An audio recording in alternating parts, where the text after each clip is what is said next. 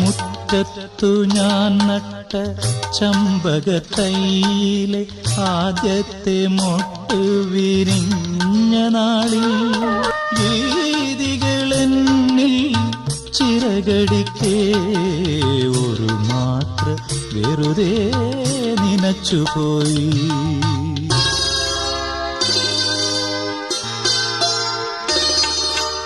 അരികിൽ നീയുണ്ടായിരുന്നെങ്കിലെന്നു ഞാൻ ഒരു മാത്ര വെറുതെ നനച്ചുപോയി.